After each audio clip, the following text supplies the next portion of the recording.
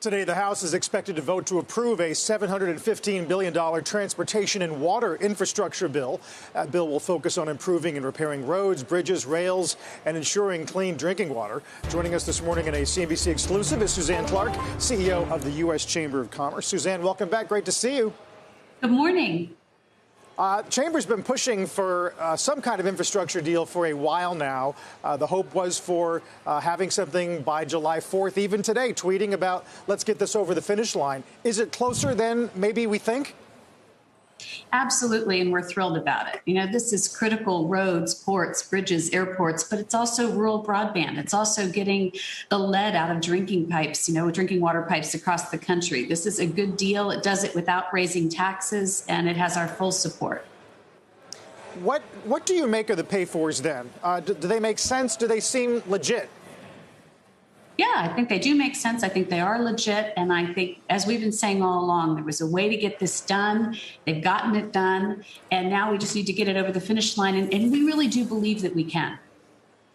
What does the finish line mean? And what do you make of this ongoing showdown between Speaker Pelosi and Leader McConnell about whether or not to link it or delink it from any kind of broader reconciliation process? Look, I think getting this piece done, this piece that addresses these critical infrastructure needs without raising taxes, doing it with user fees, making sure the people that are using it are paying for it, et cetera, is absolutely the right way to go. I think getting it done means getting this bill signed. And as Rich Trumka says, turning promises into projects, getting shovels in the ground. And so that's what the American business community wants to see. To your other question about what comes next, we'll have to see, but you can imagine that a major expansion of government spending paid for by making America uncompetitive and giving it the highest tax rate, giving corporations the highest tax rate in the industrialized world is something the U.S. Chamber would fight pretty hard. Yeah, we're well aware of that, Suzanne. It's David. I just want to go back to what gives you the confidence this thing actually is going to get passed. Can you give us a sense here in terms of expectations? Senator by senator, or what we're going to see in the House, particularly because some progressives may oppose it?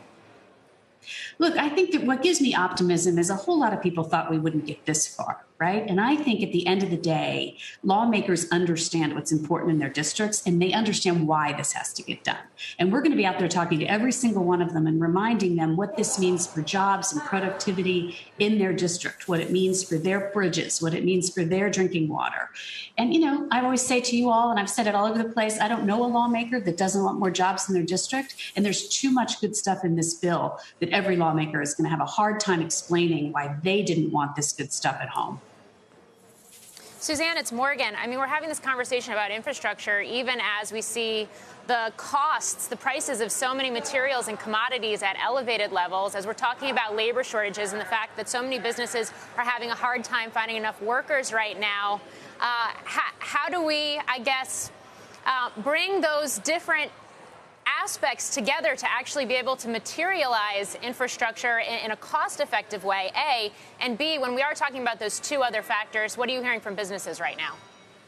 Great question. And I think, if you look at the supply chain, it is true that if you can get critical infrastructure done, it does help eliminate or reduce the cost and the bottlenecks in the supply chain. So, it's a chicken and an egg thing, but getting this infrastructure more efficient, more effective, more modern is a help to reducing costs and bottlenecks. I think the really important question here is the worker shortage. 9.3 million open jobs right now. It's a complex problem. Some of it is that we don't have skilled workers and we need better training. Some of it is that we're still paying people to stay home and we have to stop that. Some of it is that we need to open more childcare and have better access to childcare. And some of it is that we need more H-1B and H-2B visas and more access to global talent. And so it's a complex problem, but there are solutions. And I think you're right to highlight it as a critical issue.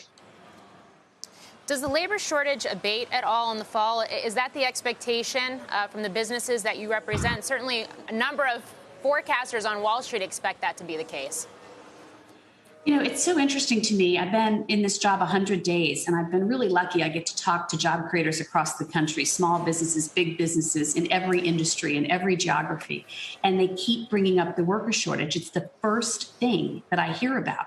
And so I think, they want to be cautiously optimistic that it gets better in the fall, but there's a lot of anxiety out there. I talked to an employer the other day who told me, middle of the country, that she's offering an interview bonus, a first day bonus, and a 30-day bonus just to try to get people to come to work. So bonuses are transitory, but if you're raising wages and raising salaries, that's not necessarily the case. What does that dynamic look like when we do have these inflation discussions? I think it's the right question. And I think one of the things that we're worried about is what runaway government spending could do to inflation. And so our concern about some of the proposals that we're seeing out of the Biden administration that would really expand government programs to a level that we haven't seen before in this country at exactly the wrong time. The guest you just had on was talking about the transitory nature of inflation. And I think businesses and the economy are expecting that and used to that. But we got to be careful that we don't run a big experiment at exactly the wrong time, at what could be a time of a great economic resurgence for this country. Shepard Smith here. Thanks for watching CNBC on YouTube.